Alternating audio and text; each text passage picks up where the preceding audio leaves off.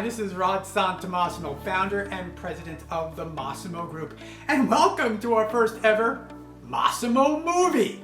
Now, why do we call the movie? Well, it's a story, and yes, it's a little long. In fact, it's 90 minutes of amazing content on how to become an elite commercial real estate broker. Recently, we held a private workshop where some dedicated, committed commercial real estate practitioners, they worked with us and we shared with them our proprietary methods for finding new businesses. And during that workshop, I invited 3 of our Massimo members, our coaching clients, to join and share how they had built their commercial real estate elite practices. Now, during that top producer panel, they shared not only how they attained that elite status, but continued to maintain it, and yes, even grow it during this recent pandemic. Over the last 12 years, we've worked with thousands of commercial real estate brokers. We've seen every single unique situation, focus, practice, everything you can imagine. And we're here to share with you there is a roadmap, well, to greater results, to greater success, and ultimately, better professional and personal margin. So, before you is a 90-minute journey, a story. You've got to watch it all, but easily I'm going to help you a little bit. We're going to break it down. We're going to talk about prospecting. We're going to talk about marketing. We're going to talk about team building. We're going to talk about CRMs. We're going to talk about how to build and achieve that work-life balance. So while I'll give you a chapter, an index, a table of contents, I'm imploring you need to watch the entire film. And when you're done, I commit to you that we have programs for every level of experience, success, and sure, budgets. I'm going to give you the opportunity to connect with us. Learn a little bit more about how we do what we do. Let's learn a little more about you. Because don't forget, as a commercial real estate professional, you're depending on this industry, well, to build your livelihood, to build your family's future. So why not do everything possible to get the best results for you and your family? So I hope you enjoyed this Massimo Movie, how to become an elite commercial real estate broker. And afterwards, I hope you decide to click the link below, schedule a call with me and or my team. Let's make sure going forward, you're on that roadmap, you're on that path to become an elite commercial real estate broker.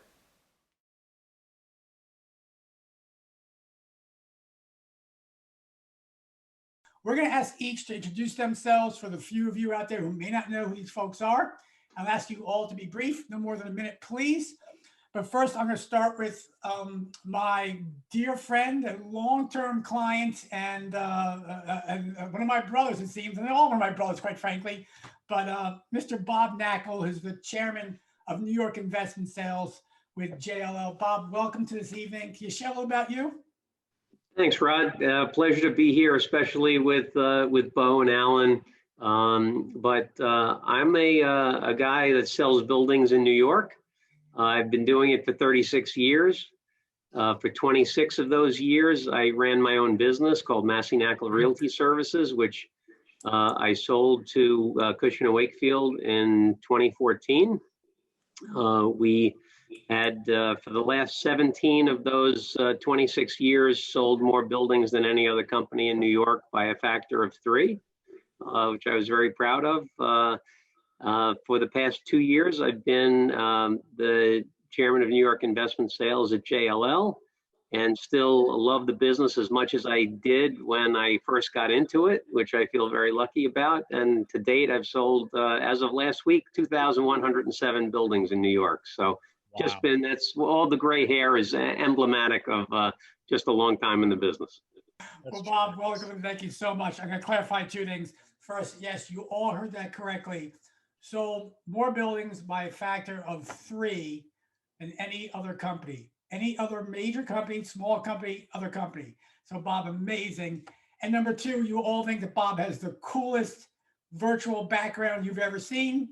It's not a virtual background. So just, I know you think it is. Virtual background. It's an actual background. Okay, we'll go in no particular order. Now I'm going to go with a long-time client, a former and now an active client, but all-time great supporter and amazing producer and amazing YouTube personality, Mr. Bo Beery. Bo, thank you and welcome. No, thanks for having me, dude. I appreciate it. You can let me go after Bob. Like, that was just really messed up. I will start off and say that my greatest GCI ever in the history of the world is probably his monthly, and you introduced me after. Anyway, Bo Beery. I started off, actually, I worked for Trumbull Crow Residential in the late 90s and just the property management business. And fell in love with apartments and went and got my master's degree in real estate. Started with a company called AMJ, and we did commercial and multifamily development. I did the brokering and the management of the assets. And then in 2011, I partnered up with Todd Rainsberger and Jay Parrish and Susan Parrish and acquired the Coldwell Banker commercial brand in my market. And just kind of been all multifamily ever since. And none of you on this phone, including Rod, know this, but I'll go ahead and put this out there. I'm actually, as of January 1st, selling back my shares to my partners at Coldwell Banker Commercial and starting my independent brand, Bo Beery Multifamily Advisors. And I'm not bringing on a bunch of agents and so forth. It's just going to be me and some staff. And we're about to get next level. We're about to get next level. Congratulations, Bo. That's awesome, man. That is fantastic, and absolutely, Bo. But you didn't share certain things. Look, Bo is the perennial platinum producer for Coldwell Banker Commercial year after so many years in a row, #1 multifamily producer in Florida. So Bo knows how to sell multifamily assets. Bo knows how to absolutely work with clients. In fact, when the pandemic hit and the crap hit the fan, most clients and brokers were saying, "What do I do now?" Bo was too busy receiving calls from his clients, and all of them asking Bo, "You're the guy. What do I do now?" That's a great position to be in. So, Bo, thank you for having us, and greatly appreciate it. And last but certainly not least, one of the principals of Lee and Associates in Southern California, Orange County, longtime client, amazing producer, and when it comes to prospecting, this guy is really setting the rules and setting the pace. And yes, the reigning Massimo March Metric Madness champion, Mr. Alan Buchanan. Alan, welcome. Thank you a million. And, you know, I did the total because I knew you'd ask me the question this week. And as of yesterday, which was December 8th, the birth of our firstborn child, I have sold exactly 0 buildings in New York.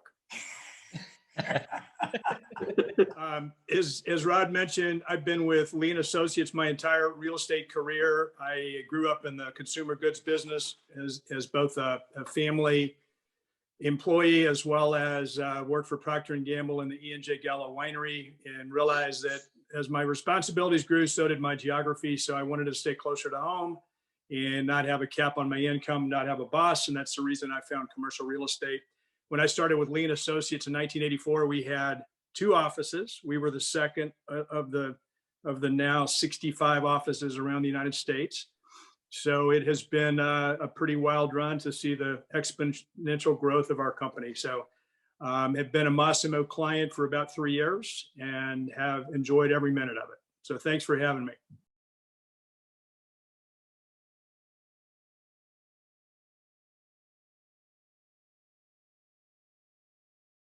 And I'll ask all our guests, let's try to keep our answers down to no more than 2 minutes max. We got a lot of content to review. But I want to talk about the pandemic, specifically the impact on business. So here's what we found out. When the pandemic hit, we had 3 types of brokers in the country. And that's just what they were, right? There were those that absolutely panicked. They panicked and they're gone. It was like 2008 all over again. The Great Recession hit. There's no velocity. In fact, I'm going to venture to say there was no velocity for a longer period of time in the Great Recession than I think there's going to be in this pandemic. I do feel it would be there in 2 years, not 3+ years. But they panicked. They're gone. Good news for you all listening. Some of your competition quit. Not you. Congratulations. Number 2 was the petrified. I don't know what to do. I can't figure it out. I just don't know. I don't know where we're going. I don't know what to say. I don't know how to help my clients. Okay, but they're trying to figure it out. And again, if you're on this call in this immersion, that might be you, and that's why you're here. That's awesome. Then there was the 3rd type, which these 3 gentlemen are, and that was the ultimate proactive. And those folks, yeah, okay, it's happening. Yes, I've never experienced this, but we've experienced cycles. So there are certain things we can do. Each of you took a different path to what you were going to do. Bob, I'm going to start with you. There's no doubt. I could talk about Seattle. I could talk about Southern California, but with all the markets, New York, pandemic, your legislation, your governor, your mayor, I mean, they shut down the freaking city. There is no velocity. Yet you're still on the phone with people, helping them out. So when you saw a pandemic come, how do you adapt? How do you change? And again, as I told everyone, we're transparent. Everyone here, Alan's a client of ours, Bob's a client of ours, he's actually a client of mine, Bo's been a client of ours, so just understand that. Bob, how did you react, respond, adapt when you realized this was going to be something big? Well, personally, I thought it was just going to be work from home for 2 weeks and it would be okay. And when it became clear that that wasn't going to be the case, I said, all right, number one, got to get my family out of New York. So we came up here. I'm actually in Connecticut right now at our country house. But I realized 2 things. One, I was going to keep making my calls because everybody was wondering what the heck was going on, and clients would be much more receptive to want to hear what's going on. And I found that actually my productivity working out of the office was significantly higher than working in the office. My number one goal every week is to make 50 connections with property owners. Historically, I've averaged 52 or 53 a week. Since the pandemic started, my average has been in the mid 80s, mainly because I'm not getting interrupted as often as I do when I'm in the office. Let's just clarify that so people understand what you just said. These aren't dials. These are conversations with decision makers. Is that accurate? Absolutely. No, it's conversations with decision makers where I get around to asking them, is there anything in your portfolio you want to sell? If I don't ask that question, the connection doesn't count. Second thing I did is I said, look, volume is going to stink for a long time. And this is an opportunity. What can I do during this time that I've wanted to do but haven't had the time to do? And there were several things I did. Number one, I went down to the city every 7 to 10 days and spent 2 days driving around and walking around.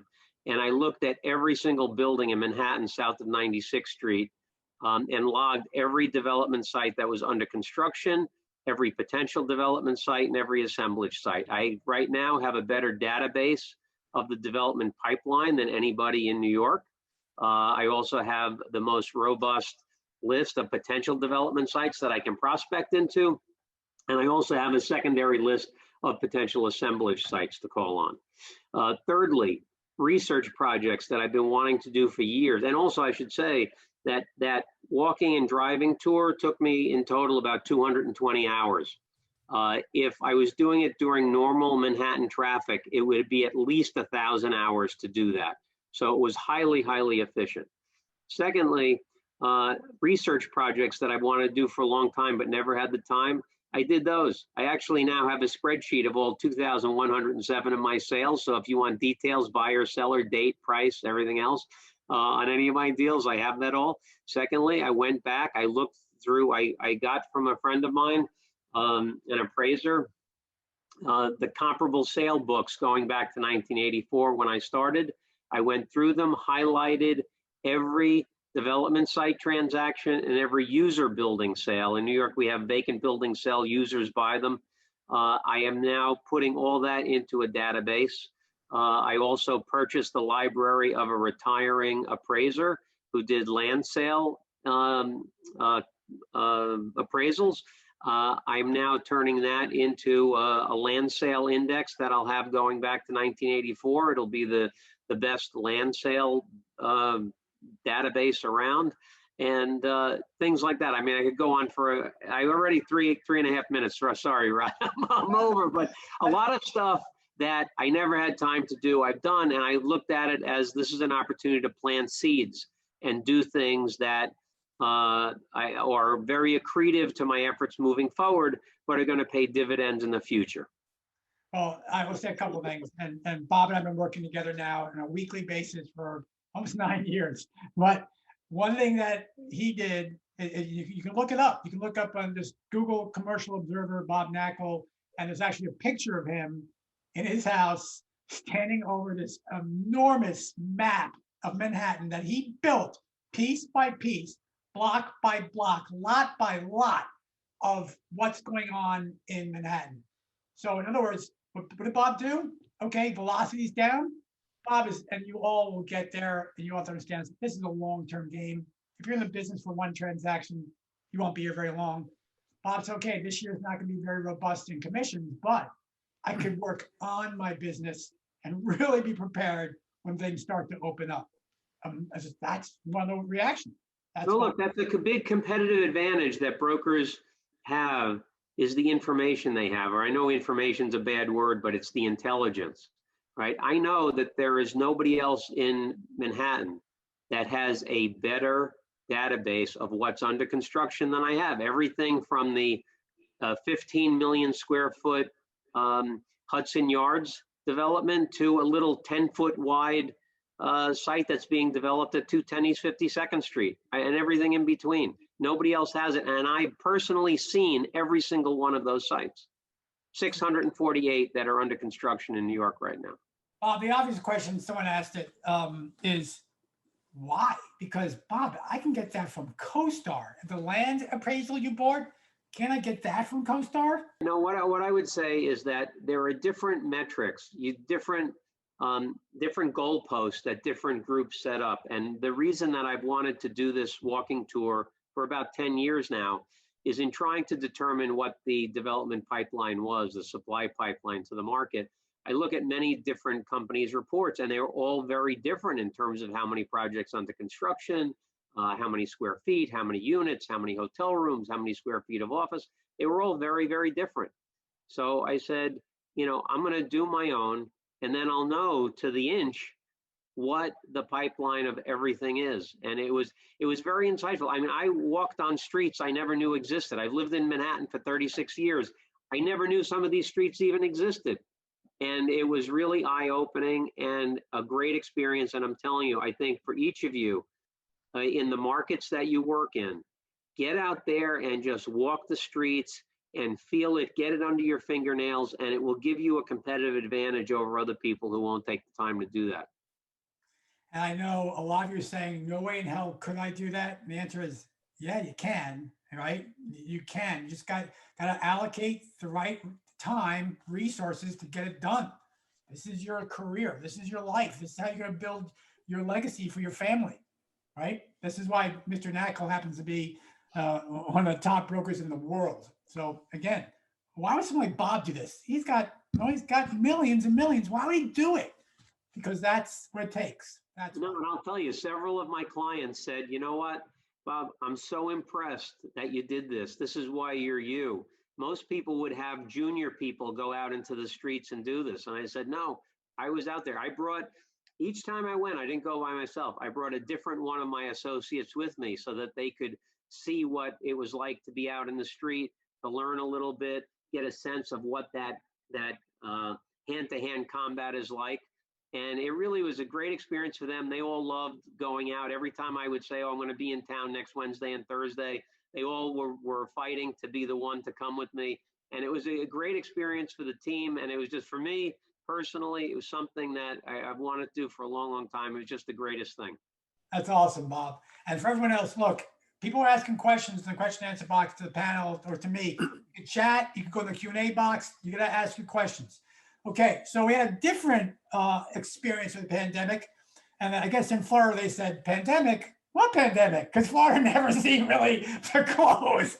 And because of that, there was a lot of velocity. And also because of that, Bo, I wonder, I know people were calling you, but the group is certainly thinking, people listening had to be asking, Bo, why in the first place would people call you? Why you? So, Bo, why do you think that was? I have found this is my third down cycle, right? I mean, certainly nothing as bad as this one, but I've been through them in the past. And, what I have found is that the worse the period is, or the pandemic or the crash or whatever it is, customers stop using their cousin who, sells houses and occasionally lists an apartment complex, or their church member who's, a junior commercial guy. When someone's in trouble, or they're scared, or they don't know what's going on, or there's uncertainty, they call the best of the best, right? And so the best of the best are the ones who get the phone calls, and they're looking for psychology at that point. They're looking for someone who can kind of, calm them down and give them calm, because they know that the good brokers are having these conversations with everyone, right? And so that's really what they're looking for and that's what I was delivering was, ideas from every customer I was talking to, right? So ideas on how to keep people paying rent, what other folks are doing successfully to calm stuff down and to lease more units.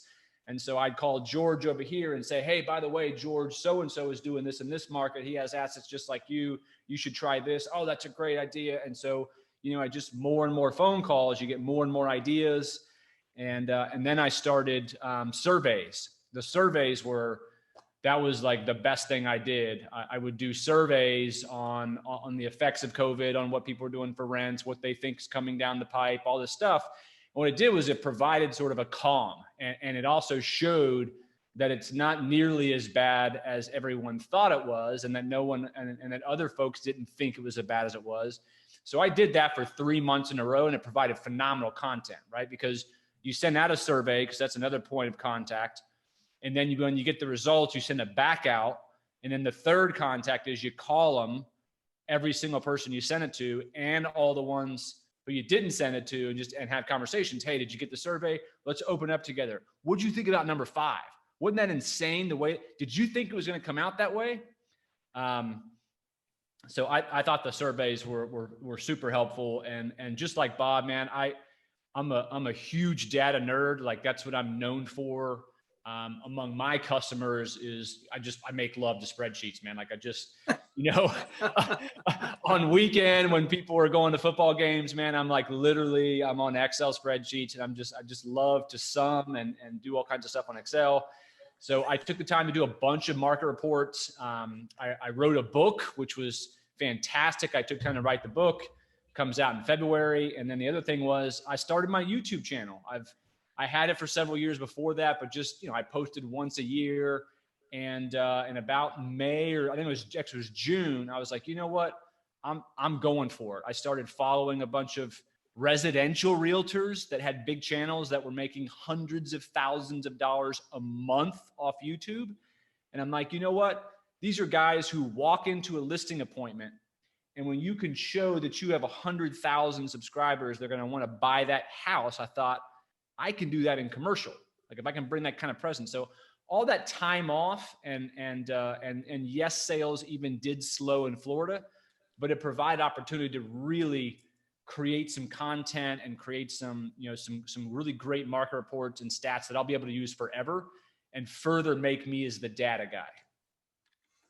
So, Bo, first of all, wow. I mean, you created surveys, you leverage those surveys, you make calls based on those surveys. Everything you all could do is listening, by the way. You wrote your book, which I'm so proud to have a copy of, and I love the book. It's going to be a phenomenal success for you beyond your small core. As far as I think it's going to be a national beautiful book for everyone to read. I do. Blow it the hell up. Yeah. And you have found time to make love to your worksheets. I mean, it's been a busy pandemic for you.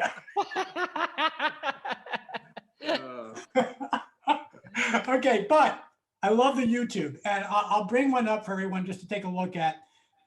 Not everyone. Look, everyone has a different medium to how to prospect, and we're talking about presence now.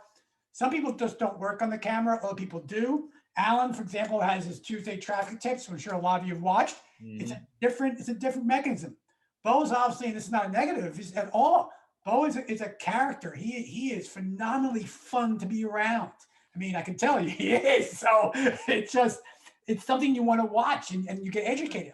We got a spectrum here. This is why we did this for these three individuals. Bob's in New York. It's in the can right now. It's just bad. It is. I mean, we understand that. And forget the pandemic, just velocity because of it. Then you have Bo in Florida, wide open, baby. Gotta love it, right? This is what it is, doing multifamily deals. Then you got Alan in Southern California, which is restricted a little bit because of legislative issues, but he's also doing industrial, which we're finding across the country is the hot thing to do. Now, just because it's a hot market doesn't mean you're going to be successful. But Alan figured out how to take a market that's hot and be have a record-breaking year. So Alan, what did you do? How did you adapt? You could throw in what you did during the March metrics. Throw that in. What did you do? Well, what I did is I took motivation from my buddy, Bob Knackel, and I knew if I didn't bring my best and leave it all on the field, then he wouldn't respect me. So that was really the driver. Now, early on, I was a little bit perplexed as to what message to deliver. And so I worked very closely with my coach, Doug Molyneux, and we came up with some really solid messaging, which had nothing to do with asking for business, but had everything to do with how are you handling this craziness currently? And that opened up the floodgates. And I had more conversations in the first 6 months of this year than I've probably had in the last 4 years. And those conversations then catapulted the balance of the year, because those conversations were with inactive clients. They were with folks with whom I'd never had a conversation, and follow-up calls with folks that I have talked to before. And so what I found was, if you're an industrial in Southern California, it's a hot commodity. More than 75% of the people I spoke with actually were enjoying a boom in business. They were essential. They were still operating. And so it laid the groundwork for some just amazing conversations going forward. So whereas these gentlemen were able to write books and walk the streets and catalog data and make love to spreadsheets, I was candidly busy doing deals most of this year. And this has been my best year yet in 36 years in the business. And last year wasn't too bad either. It was my best prior year yet. So doing deals. And by the way, I'm at 1:44 seconds and I'm going to stop. Can I interrupt and ask Alan a question? Yeah, I need to know. Please. I not that I'm competitive or anything, but I really wanted that MMMM title very badly, and I worked my butt off, and you blew me away, Alan. Tell us a little bit about what's your prospecting protocol? How do you have the discipline to make as many calls as you make? What are the nuts and bolts of how you do that? Because I was totally impressed with what you did. Alan, let me make a clarification. Obviously, a lot of you don't understand what we did with this MMMM. It was look, the pandemic hit in March. I recognized that our clients need something to keep the motivation going. So we create this Massimo March metric madness of calls attempted, calls completed, meetings held, and just several metrics. And they competed. Our clients competed. And we had 64, 32, 16, 4, and then obviously the final 4. And the champion in the finals was actually Alan against Bob. And Alan came on top, which it is what it is. Not by a little. I lost money. I'll say it was by a lot. I just pretended Bob was a spreadsheet. I got on top. Okay, so Alan, you are a calling machine, and that's the right word, machine. So answer Bob's question. What's the approach? What's the cadence? What do you do? Last 2 years, we spent a lot of time scrubbing our database and getting that to the point where we had very reliable data, because I didn't like the fact that I'd pick up the phone and make a dial and the number had been discontinued or the person I asked for was no longer with the company. So we scrubbed all that. So when when the pandemic hit, when the contest started, Doug Molyneux and I had a lot of strategic conversations to say, okay, what do we think the metric's going to be the first week? And I figured the metric the first week was probably going to be number of dials. And so I just cranked as many dials as I possibly could. And fortunately, I have a great database. I use Client Look. Client Look allows me to pull up a record. I do it on my iPad. I click a number and the number of dials, and I'm able to call. And then it asks me for an update. I'm able to categorize that as a completed call and attempted call, what have you. So at the end of every week, I was able to look back and do what's called a scoop search. And I'd do a scoop search, and it would spit out exactly how many calls I made, how many completes, how many inactives, how many referrals I generated, and what have you. So it was just fairly systematic on a week by week basis. First week, I figured it would be attempts. Second week, I figured it would be completes. And I think I was right the first 2 weeks. And then Rod kind of threw us a loop. But Bob, when I competed against you, I just knew that I better bring everything I had. So I literally was making dials at 8 p.m. the night before and saying, hey, I've got something very interesting to talk to you about. Can we chat tomorrow? Here's my callback number. So I would set that stage. I'd then start at 6 in the morning and dial until about 8 o'clock in the morning, because I figured if I was able to get someone at that time, it probably would be a decision maker, as no receptionists or gatekeepers were in the office. And so I just used those little hacks to, increase the number of attempts, which frankly increased the number of completes. In the finals, Rod threw us the curveball of the number of referrals. And candidly, I think I ended up getting one more referral that week than you did, Bob. But I just simply, every time I would talk to an inactive, I would ask them, hey, is there someone else that could benefit from my services? I'd love to talk to them. And it was amazing how many people said, yes, in fact, my neighbor. Yes, in fact, a guy I got a Rotary Club. Yes, in fact, a member of my church. And so I was able to generate referrals that way, which was great. So a little bit of planning, a lot of dialing. Give us perspective though, Alan, because this is important. How many dials did you do? How many dials did you do then? And also how many dials are you doing today? So back then, do you recall how many dials you did a week? I believe that the final week, which was a long week, right? It was 9 days as opposed to 5 days. I want to say I did just under 800 dials that week. And of those 800 dials, I want to say my hit ratio is about 40%. So if I made 800 dials, I connected with 320 people. On a normal week, I track attempts, but I really am concerned with the completes. And so I am steadfast in completing, having 20 conversations where Bob Knackel has 50. I'm having 20 conversations a week. And that doesn't count inactives, by the way. Those are completed dials with prospects. So if I talk to 50 inactives and connect with 40, I don't count those as a part of my completes. Great. And we'll get into inactives and what that all means tomorrow. Bo, how about you? Do you have Bob wants to talk to 50 people, at least now 80 a week with it. This is important. During the pandemic, when things are bad, some people say, I'll just slow down. You guys don't. I got to do more. That's just how we survive and excel. So, Bob has 80. Alan has 20 conversations. Let me qualify it though. I count inactives amongst my connections. It's any property owner I get on the phone and get around to asking them if there's anything they want to sell, that counts as a completion, whether it's, my brother-in-law or it's a client. If they own property and I ask them that question, that counts as a connection for me, which would boost Alan's numbers, because I'm sure he's talking to a lot of inactive clients every week. Yeah, but right. If I make 30, let's say I make 40 dials, which result in 20 conversations, which is a good week. A 50% hit ratio is pretty good. That's pretty good hit ratio. So you're right, doubling that amount of inactives, because I talk to at least 30 inactives a week. So there it is. That's awesome, and that's awesome. And we'll get this, folks. I promise you, we'll get this tomorrow. If you're doing 30 a week, that's an amazing number. I mean, Bob sold over 2,000 buildings, and think of all the inactives he has, obviously, right? That not every building has an individual person. People. 786. Say it again.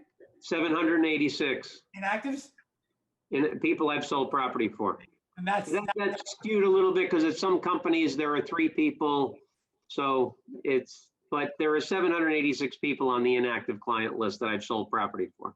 and by the way, if you haven't figured out yet that I don't know if he makes love to his numbers, but Bob definitely is a numbers nut. I don't. Bob's a numbers nut. He knows his numbers, and because it's his business, it's his livelihood, and he knows them. Do you know your numbers? That's a big part of being successful. So, Bo, what was your cadence? What is your cadence? How do you attack the phone? Let's talk about numbers first, then we'll talk about methodology.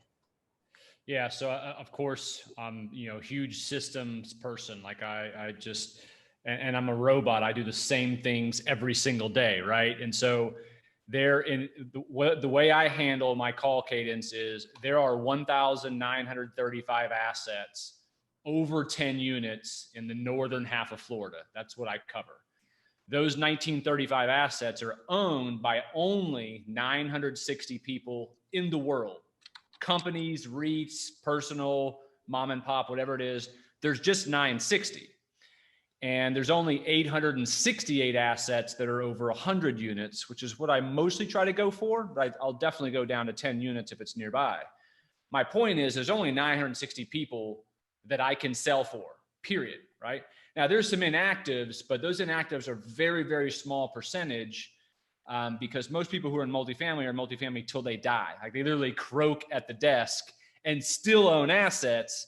And so they're one of the 960, right? So my 960 is broken up into 3 tiers: rank A, rank B, rank C. My rank A, I'm touching at least every 60 days. And I literally have all these set up in my system. I use RealNex as my CRM. And so the rank A's I talk to every 60 days, but really my rank A's, which are my top customers, I talk to these guys every 2 weeks, really. I only put in the stop in my CRM in case I would actually go 60 days and not have talked to one of those guys.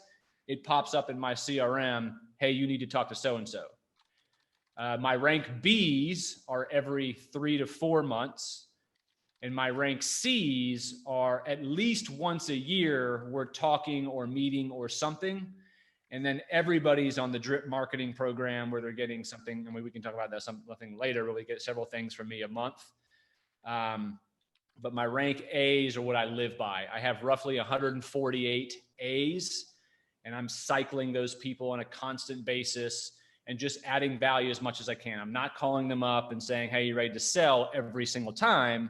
I'm trying to add value. It's probably like a 1-to-5 ratio. Do you want to sell? Do you want to sell? But that's my cadence. And anybody who's new to my market, I of course call them immediately. There are roughly 15, 16 is kind of the trailing average new prospects per month that enter my market. So a guy who owns 1,000 units in Texas, he's ready to enter the Florida market. He buys a deal in Jacksonville. Boom, that pops up on my list, and I can talk about how we track that. But then I send a mailing first, which is a package about, what I do and what I can do for them. And then I do a phone call the next week, introduce myself, and then now he's either becomes an A, B, or C, depending on how that phone call went.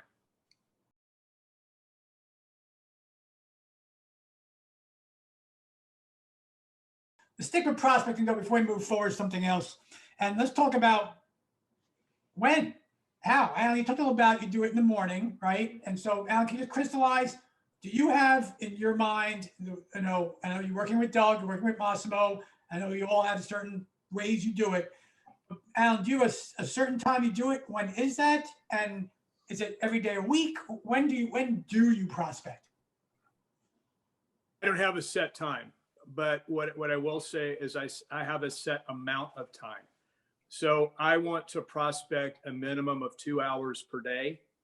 And I will fit that in the morning, in the afternoon, in the evening, as my week sort of materializes.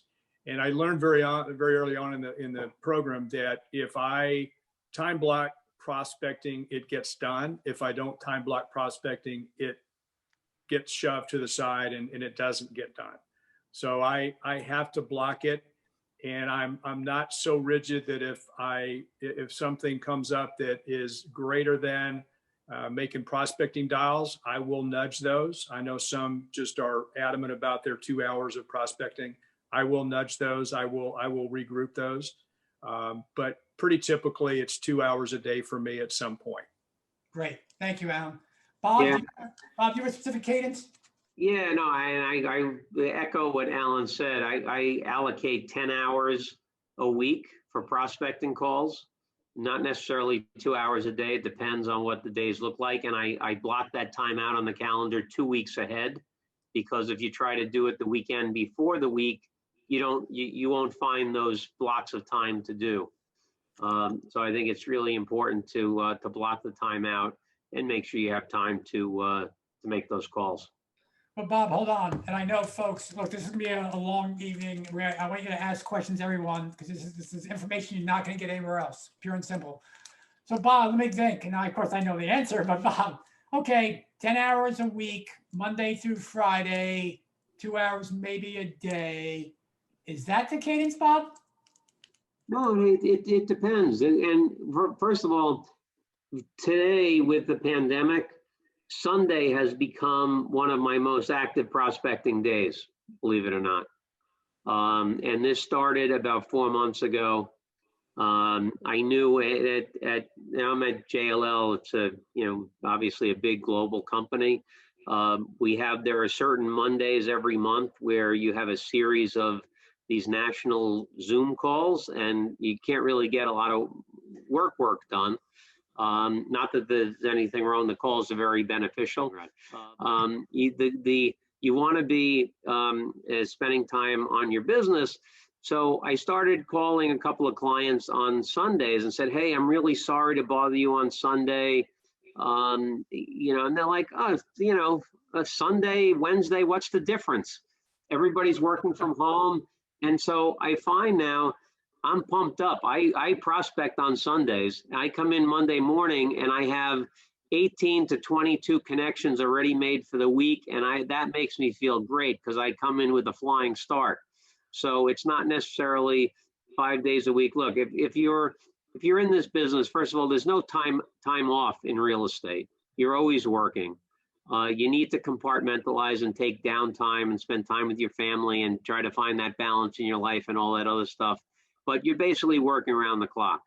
And I think making the time, as long as it's 10 hours a week, I'm sure there are some weeks I spend 25 hours prospecting, but I make sure I have at least 10 hours where nothing's getting in the way and I got to make those calls. And there's some times when you really struggle to hit your goal, but you have to do it. There are times I write down now every week when I hit my 50th call, my 50th connection, I write down when it is. And a lot of times it's been the averages on Wednesday, and sometimes it's late Tuesday.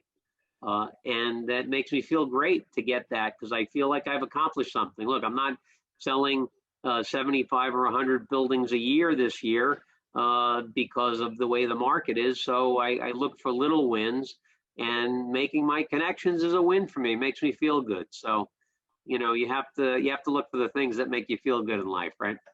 Absolutely correct. Great to go. Now, Bo, you have a cadence, but you also have a prospecting, let's say, process that you do certain things. I'm thinking the deep word, of course. So take us through your prospecting approach. Yeah, so it's 9 to 11 every single morning. I lock myself in this room, and the wife and kids know that they cannot come in this room unless someone is on fire, like there's blood coming out of their neck, because I'm in here. I got to get my calls done, and almost all my calls are to existing prospects. I introduce myself to a couple of people every now and then, but it's 2 hours, and I just, if there's something that's crazy that comes up in the business, maybe it's a deal I have under contract and it eats into my hour because I just got to take that call at that time, then I always try to make it up in the afternoon. But I've found that the afternoon just gets really, really tough, right? Because all the activity you created in the morning or that has happened from previous day sort of bleeds into the second half of the day. So I try to have the second half of the day to answer all the emails and voicemails and so forth that I put off because I was prospecting in the morning. And Deep Work is a book that I read that all of you should read. It's fantastic. But basically the premise is that you need to turn off the world. So when you're at your desk dialing, you're literally turning the volume off your laptop. You're turning your, none of the social media stuff. There's no distractions coming in. If it's a dark room for you, get in a dark room. If you need to go to a separate room, go to a separate room. But the world is off and you're just getting those 2 hours done. I have found that I can't get more than 2 hours done. Like I've tried, and it just, and 2 hours seems to be the perfect amount of activity for me that I can handle the resulting impact of that later on without having to bring on more people. Yeah, Rod, and I want to interject also because I meant to say this before, but I forgot because Alan brought it up and Bo brought it up again. At MK, we used to have money time, we called it. And I think for prospecting calls, money time is 9:30 to 11:30 in the morning and 2 o'clock to 5 o'clock in the afternoon. If you're making prospecting calls at noon when people are at lunch, you're wasting your time. Your hit rate is going to be much less. And you need other time to do stuff, paperwork, analysis, whatever it might be. Do that at non-money time. But we always used to walk around and give a head wrap to anybody that had a pen in their hand between 9:30 and 11:30 or 2 and 5, because that was the time you have to be on the phone talking to clients. It's the most highly charged time that you can have to be prospecting, and you're more likely to get people on the phone during those hours than any time else.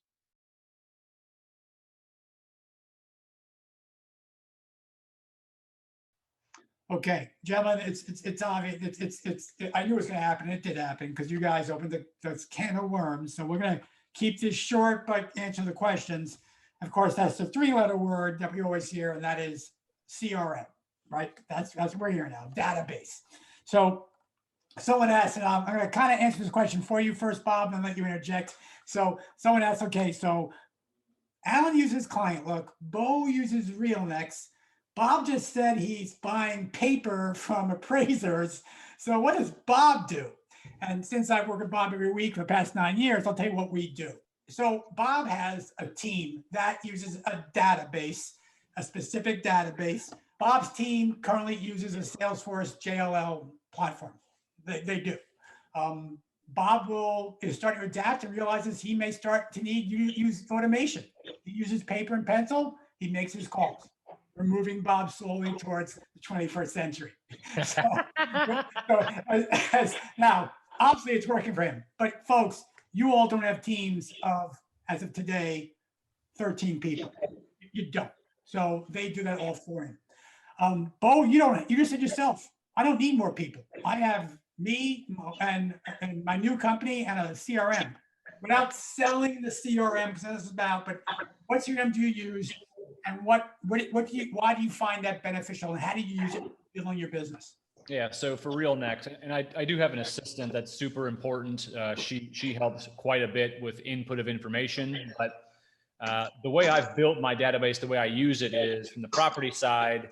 I think property appraiser websites are the best single source of information because they know every property that exists in the market because they're going to tax it. So I export them in Excel and import them into my RealNext, and I categorize the property by every metric you can think of, right? Age, number of bedrooms, number of units, so I can do searchable in the database. Likewise, when buyers call me looking for assets, I'm inputting all of their acquisition criteria into searchable fields. So that when I get a listing, let's say I get a listing for a 150 unit conventional deal in Tallahassee that's this age and I can go into my system and I can drill down, okay, who buys in Tallahassee, who buys 150 plus units, who buys only conventional, who buys things that are 1980 or less, who buys things with pitched roofs, just keeps going and going and going. And so because my database, I'm always inputting into it constantly, me and my assistant, I can narrow down thousands of people in the world who say they want to buy apartments to the 84 who want this exact kind of asset. I mean, down to the type of construction because of my database. and you're only as good as what you input it. You can't just get a CRM. It is like what I do all day. Like every freaking phone call, email, everything is, it's constantly going inside. It's a moving part at all times.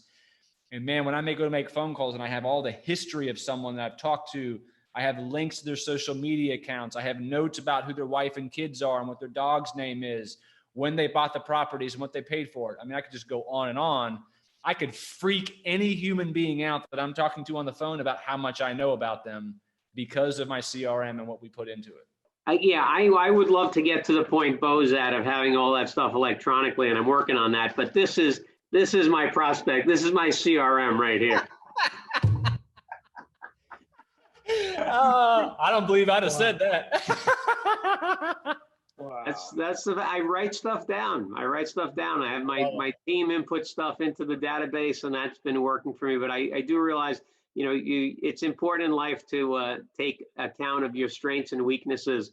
One of my biggest weaknesses is technology. I think I'm allergic to technology, but I have to change that. I need a vaccine for that, and need to start using it more. And we have some really great systems at JLL that I need to become more conversant with and start using. You just need to move to Florida. We need to partner up. We would be an exceedingly amazing team. There you go. Love it. It's getting cold up here, Bo, so be careful what you wish for. Hey, Bo, I got to ask you, before Bob moves down as his coach and representative and agent, how many 100 million, 300 million assets do you sell a year? Zero. Zero. Okay. Alan. Yes, sir. You mentioned client look. You mentioned some of the reasons, but just how does it impact your prospecting and leveraging? And tell us about that.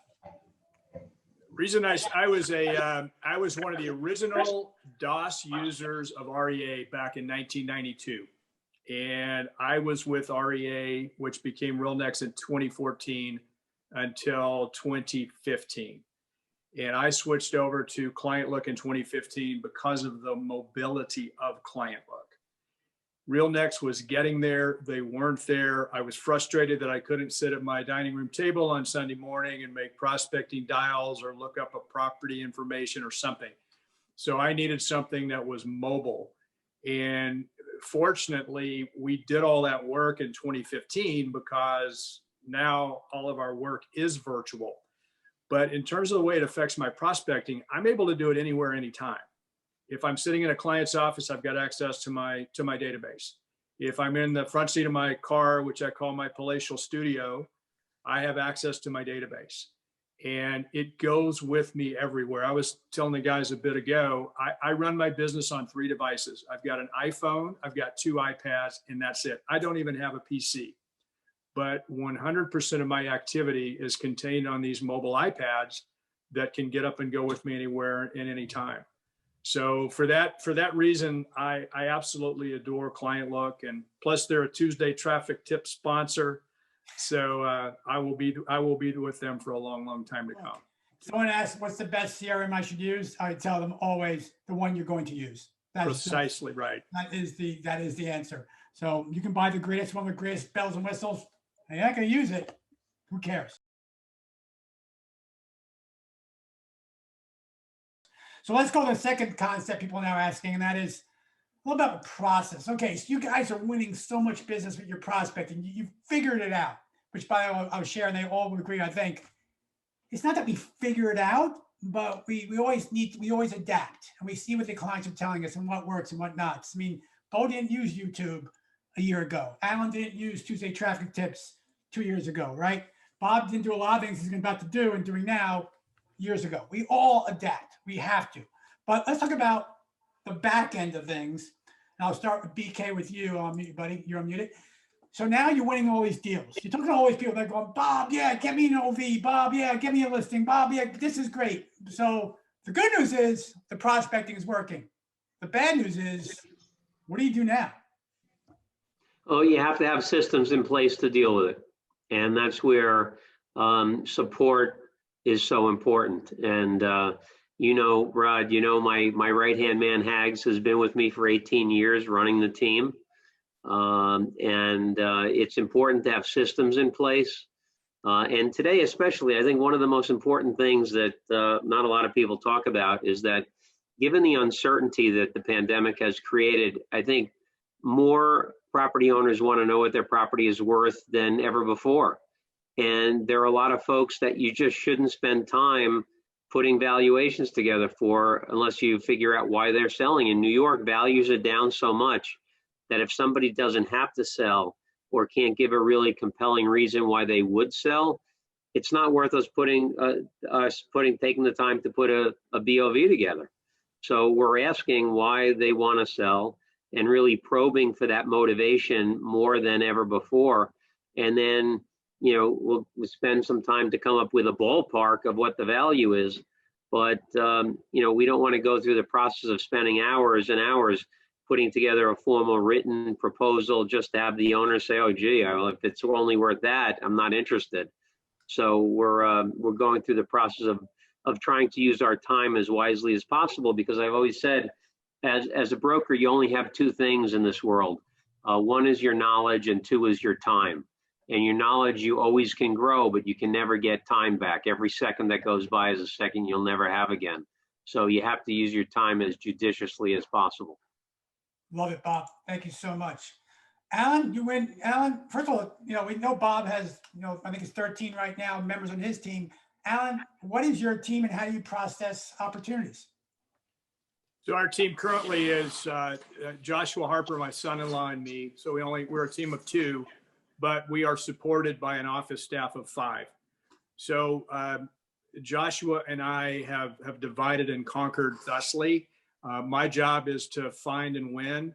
His job is to fulfill. And we've just broken it down that way. When Joshua originally joined us, our team, he did marketing. And what he has morphed into is more of what I refer to as a transaction coordinator.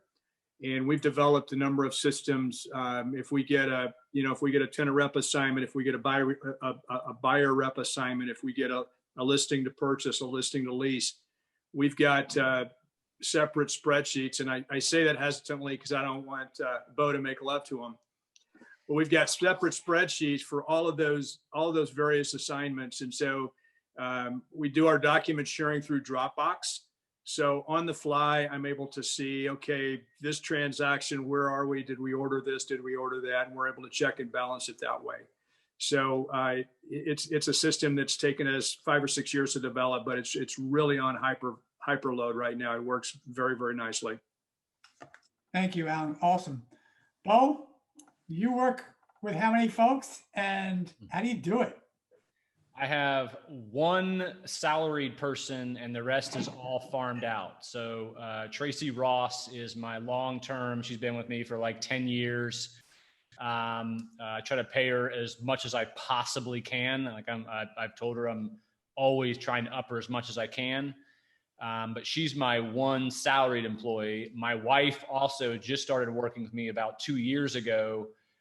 Which has been awesome, and she handles a lot of the checks, the payments. She does a lot of the YouTube editing. She does just all kinds of miscellaneous stuff.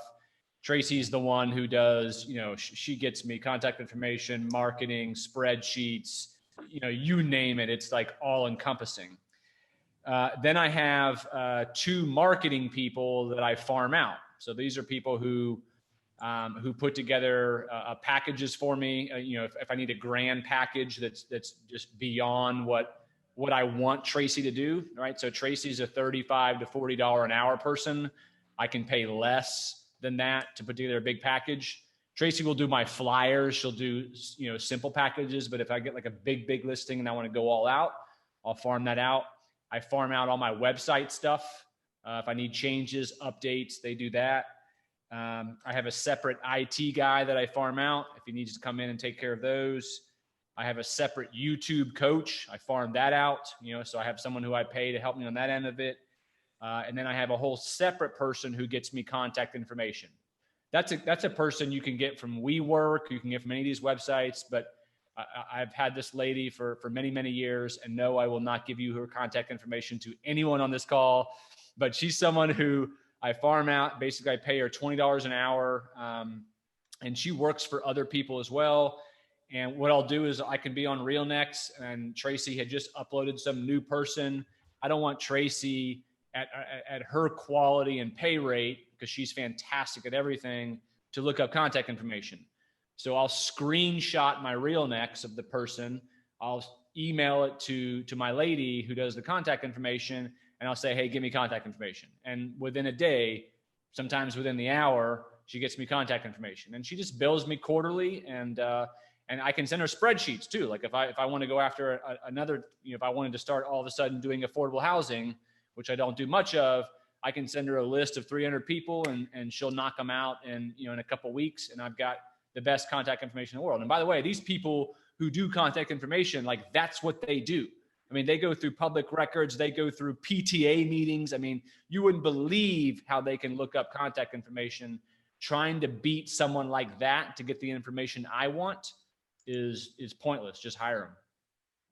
And so, Rod, I just want to finish. Yeah. The reason I am set up this way is, and I think this is for everyone on this panel, is everyone has different goals, right? So I learned, 4 or 5 years ago, I don't want to work, 100 hours a week, and I don't want to have a big team, and I'm happy with the money I make. And it's become really, really important to me to have a life, right? Like my goal is under 55 hours a week, and I don't work on weekends. That's important to me. I'm done at 6 o'clock.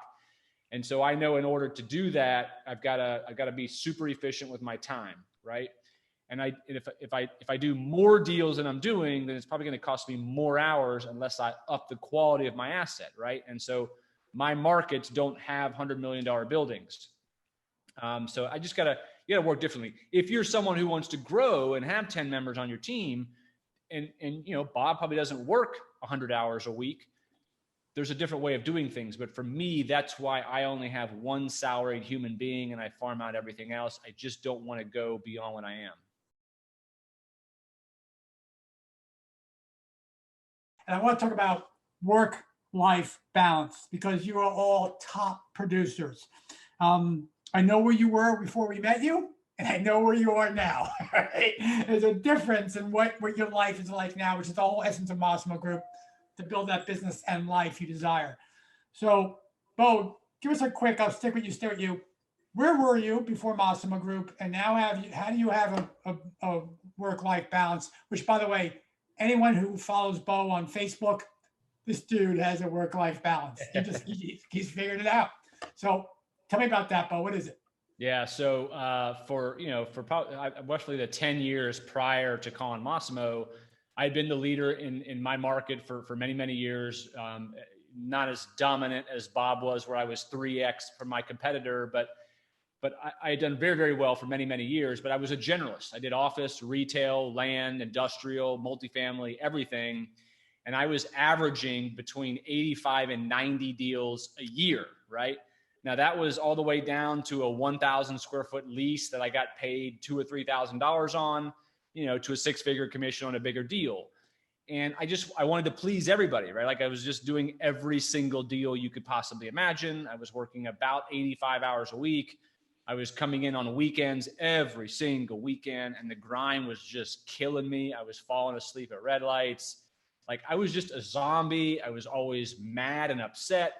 I felt like I had reached like what I wanted, and I don't like where I was, and I had no life. And, I couldn't mess around with, I love cars. I love fishing. I love the beach. I love all these things. I just could never do them.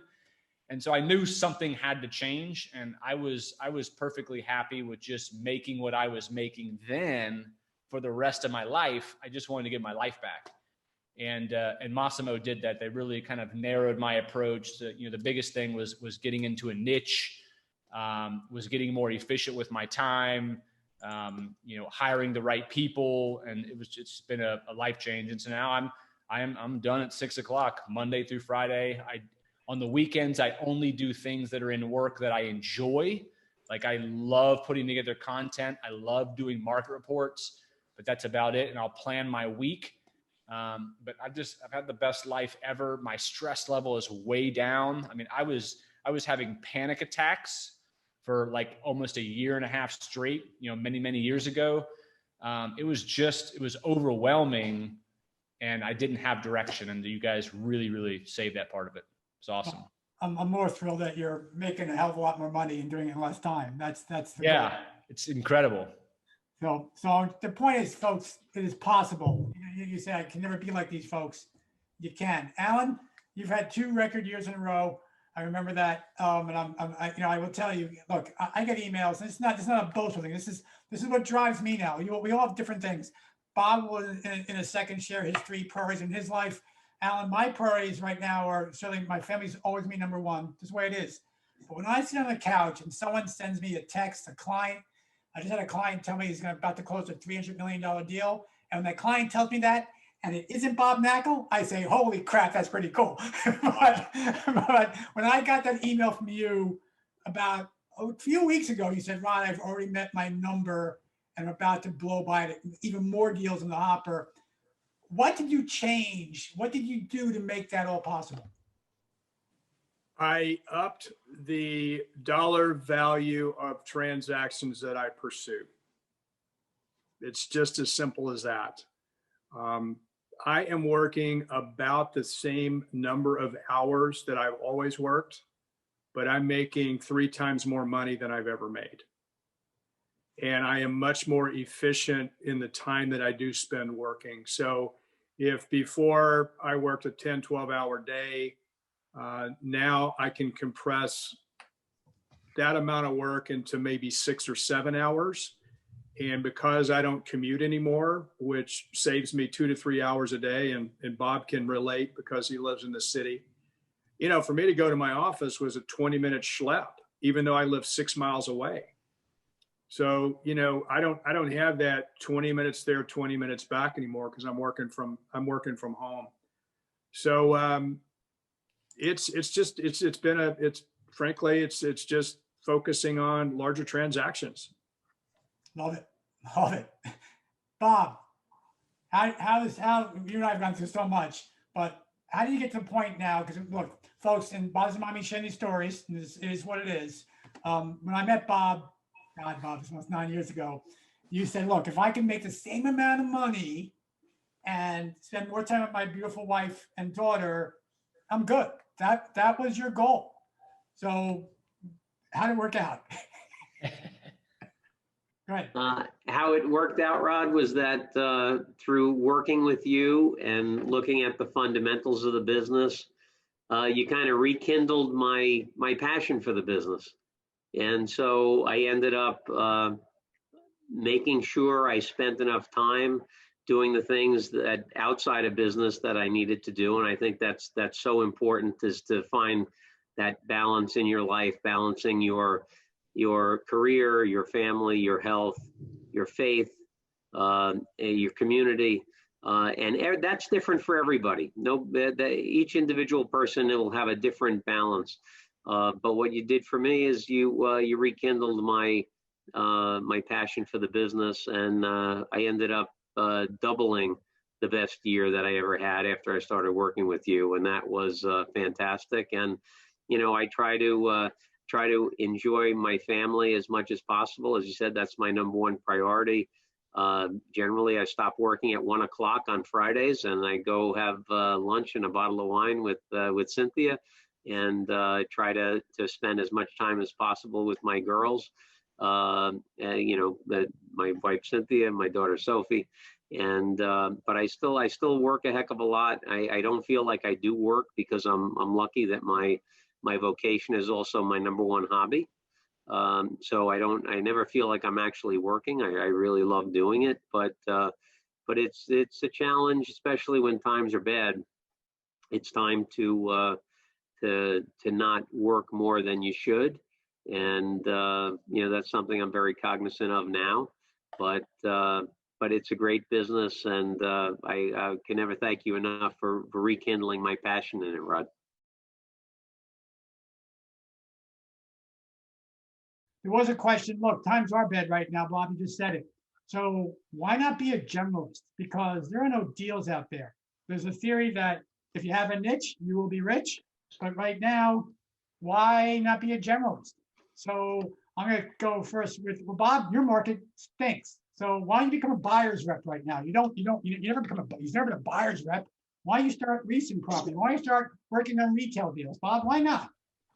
Look, I think one of the benefits of specialization is that everything you do, every call you make, every deal you do, every minute you spend creating content, whatever it is, it's accretive towards the next deal. If you're a generalist, I tell people, look, you can make money selling cocaine, but do you really want to do that? Right? Go, stick to what you do, plant seeds for the future, create a better environment for yourself to work in, create more tools for yourself. But you want to do something where each and every minute you spend doing what you do is going to enhance your ability to get the next one. And I think specialization, I never heard that before, Rod, have a niche to be rich or whatever it is. That absolutely is true. The people who are known for something, what is it that we're all hoping for? We all are doing everything we do all day, hoping that when a client thinks, oh, I have to transact, let me call so-and-so, let me call him, let me call her. You want to be the person who's on top of mind. If you're not a specialist, it's so much harder to be on top of mind than if you are. You want to sell an apartment building in Bo's neighborhood? Who are you going to call? You're going to call Bo, right? You want to be the person you think of. If you're a generalist, it's so much harder. And maybe it's a short-term fix, but this is a long-term business. This is not a short-term business. It's a long-term business. It's a marathon, not a sprint. Keep focused on that and keep sticking to what your main focus is, and ultimately it will end off paying off down the line. Awesome, Bob. Bo, I'm going to change it up on you a little bit. You were a generalist.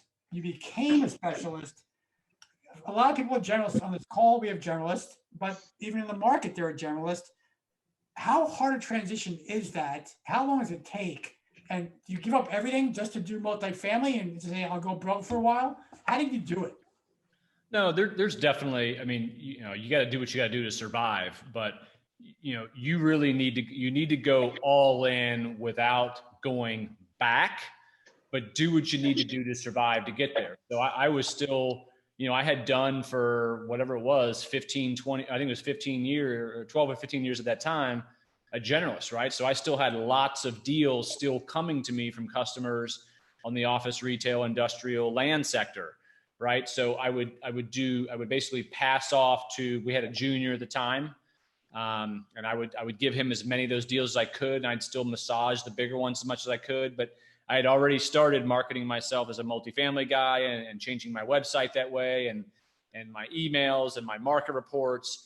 And what happened was it just became known like this was at some point, I think it took about 2 years, actually, 2 years before like now the world knows, okay, all he does is multifamily. Now they knew before that that's where I was ramping, but it took 2 years to get where, all right, now I'm getting the calls. Now I'm the expert. Now people want to hire me for multifamily. Awesome. Now look, Alan, New York is ultra competitive. Florida, especially multifamily, ultra competitive. Southern California industrial, wow. So you maybe think sometimes this is too much. I could go to be a generalist or whatever. So how long have you been an expert? You are in industrial, and tell us about that transition, or did you start that way? Yeah, I've always been an industrial specialist. I have done, I've done buy side, I've done sell side, agency, representation, engagements. I've pretty much done it all. The only thing that I've not done a great amount of is ground up development, just because the market in which I work, there's not a lot of developable land. But I spent, I've been doing this since 1984. So I spent various and sundry times sort of, I've focused on tenant rep for a while, and then I focused on only listings, and I focused on institutional, and I tried to kind of dabble into investments. And it gave me a great, by the way, all industrial, but it gave me a great platform in what became, incredibly apparent to me was I really enjoy family-owned and operated manufacturing and logistics buildings, where there's a generation, second, third, fourth generation, what have you, where I can sit eyeball to eyeball with a decision maker. And generally speaking, these companies are facing a transition. And when there's a transition they're facing, there's also a real estate requirement. And so I become their trusted advisor and help them through those transitions. And so it's all industrial, but it can be a user representation, it can be a listing, it can be an investment sale.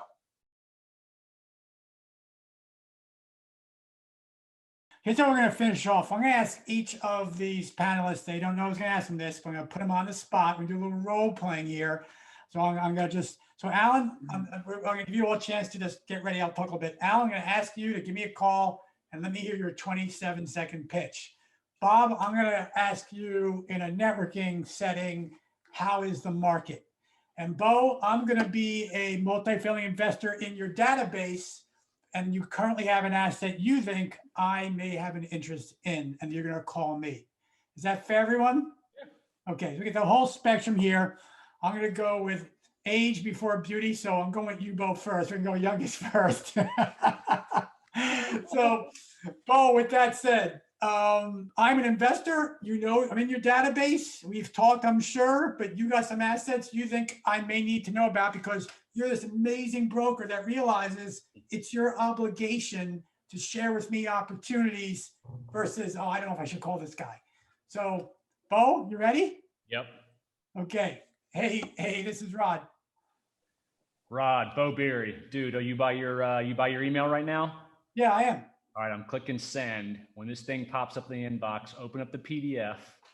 I'm calling you because you remember that ABC apartments you bought last year in September, right over there in Gainesville? Yep. Dude, this is 3 blocks north. Now, it's a little bit smaller than what you usually buy. You usually buy 150 plus. I'm looking at my notes here. I know exactly what you want. And it's 5 years older than your criteria, but I know because it's so close to that, it's perfect. Wait a minute. Look at it. You have it open? What street is this on? It's over on May Street, which is 3 streets north of your ABC apartments. How many units is it? 86. I know you typically buy 150, but you can manage it from the same exact asset that you have there. I'm talking like you can drive a golf cart 3 blocks over if your leasing people needed to look at it. And the price ain't that bad. Listen, it's 2020. It is a 5.2 cap. I know you typically buy 5.75, but I'm going to tell you about how you can raise the rents on these. Only about 30% of the interiors have been remodeled, and a lot of the heavy lifting has been on the outside. How much of a door is that? What is that, a door?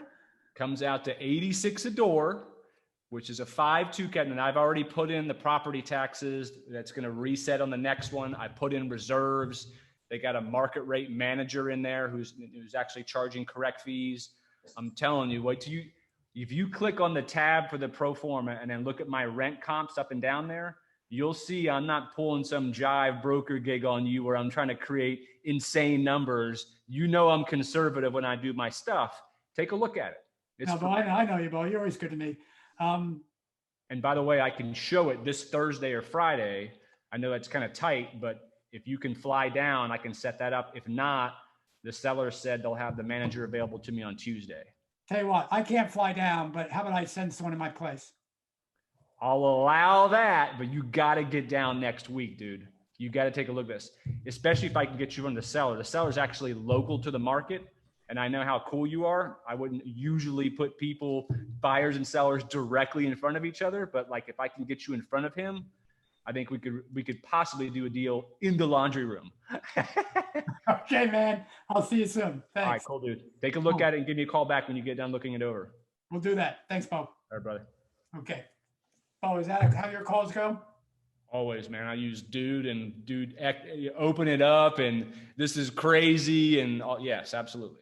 Love it. Love it. Alan, we're going to move to you now. Industrial, am I a tenant or an investor? Which one am I for you, Alan? Why don't you be an investor? Okay, so I'm an industrial investor. We've not talked, correct?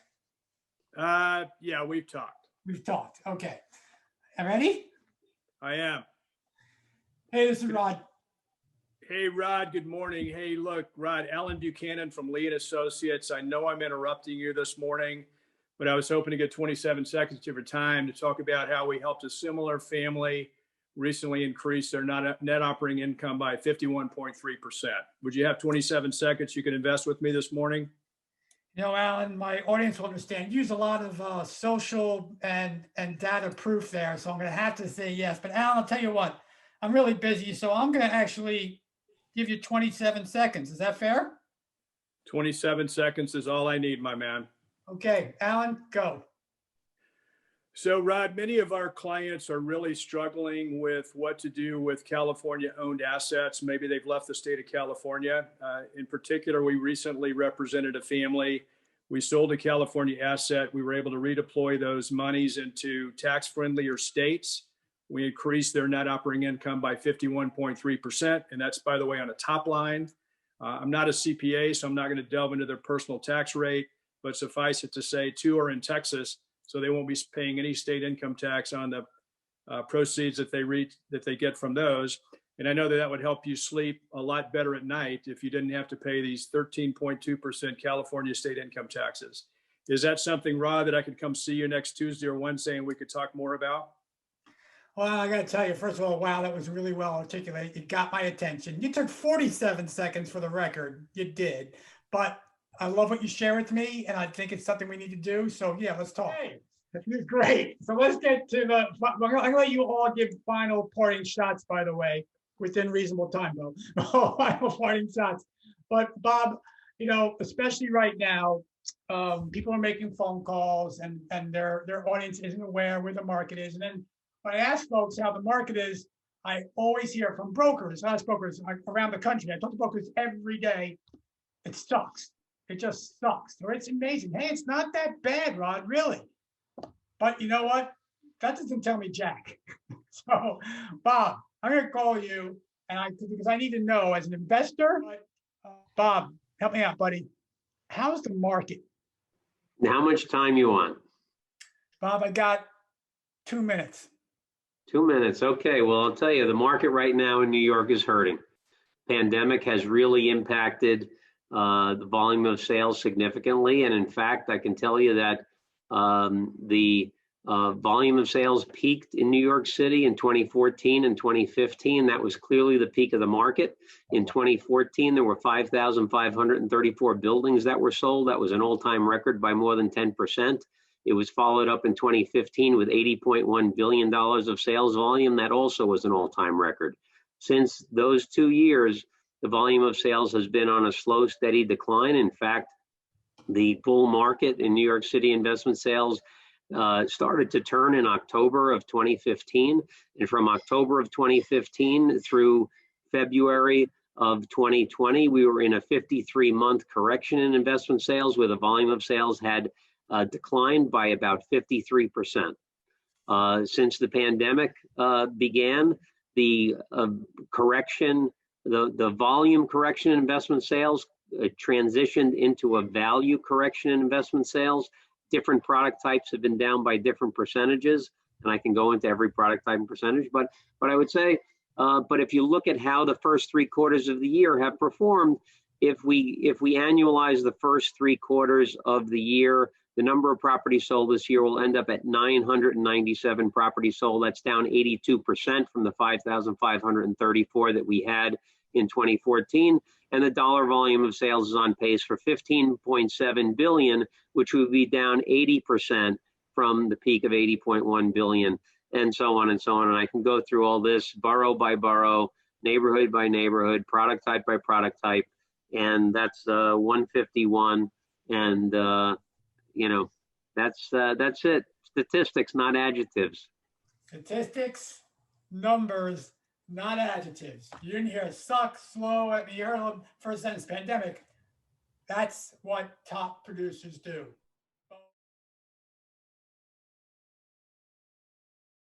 Bo, Alan, Bob, you're all amazing at what you do.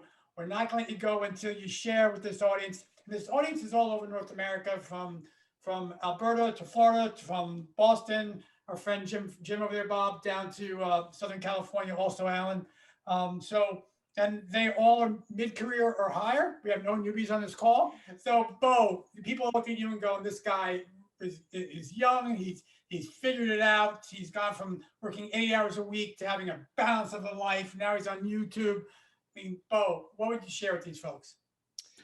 You know, what I'm always talking to agents in my office about is a coach, of course, was probably the best decision I ever made. And, you know, we could go into all the reasons, but really it's just, you know, these guys and whatever coach you get, even if you just don't go with Massimo, get with someone, right? Because, you know, these are folks who are talking to the biggest producers in the country, and they're hearing ideas and things that are working in different markets and being able to share with you those ideas. Plus, it's someone who can see a 30,000 foot view. You know, we're in the business and we get so involved inside of our business. Sometimes we see other ideas out there. The other thing is CRM. You know, don't just get a CRM. You got to use that thing. I mean, take webinars on it. Get on the phone with the IT people of those webinars. Watch videos on it. Like, just, you got to know that thing like the back of your hand. You got to constantly be adding data to it on a regular basis. Data that's searchable. Okay, make it searchable by all kinds of fields so you can run reports that make your customers, when you talk to them like Bob just did, like when they hear from a human being who talks like that, there's no way you can walk away from that conversation and be like, that guy was a dope. Bob sounds amazing, and a CRM that's done properly can make you feel that, or make you talk like that. An assistant was the next best decision I ever made.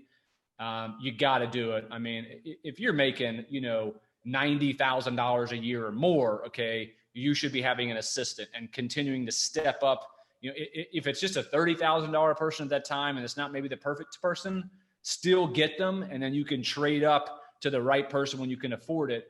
But until then, you're an assistant. Okay, you're doing the dumb shit that they should have been doing. You need to be on the phone call.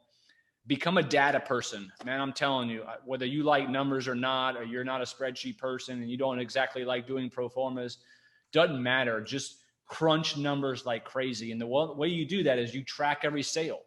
When you track every single sale in your market and you put it on an actual spreadsheet by what it trades for per square foot, per unit, whatever it is your metrics are, track as many metrics as you can. All you need is one master spreadsheet that tracks every sale, and you can do dozens and dozens and dozens of reports from it that you can put out on a regular basis that make you look like amazing.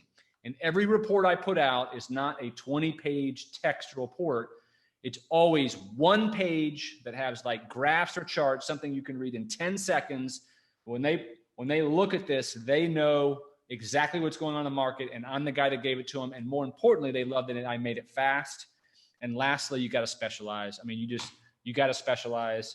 That's what they want, is expertise. And Rod, I think the people who don't specialize either just don't know yet, or they're scared, or they didn't prepare for the, you know, sort of the being without income for a certain number of months, right? If you've gotten 20 years into your career and you don't have enough of a nest egg to last 6 to 12 months to eventually go into a specialty, that's the folks who I think are having the most trouble in specializing. They're scared.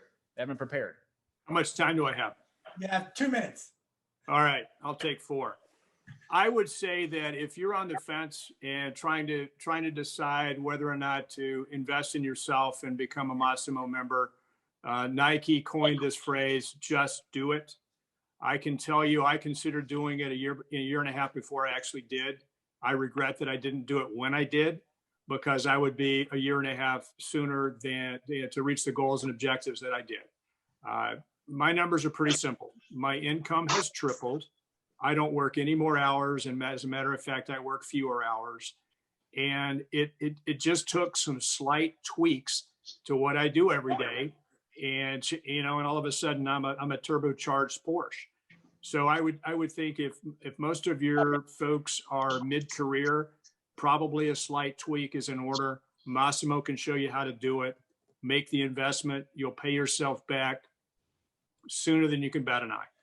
Bob, I'll let you be last because you've been with me the longest. So, Bob, what would you tell this group of commercial real estate brokers who are looking to advance, their lives, their business and their lives? Bob?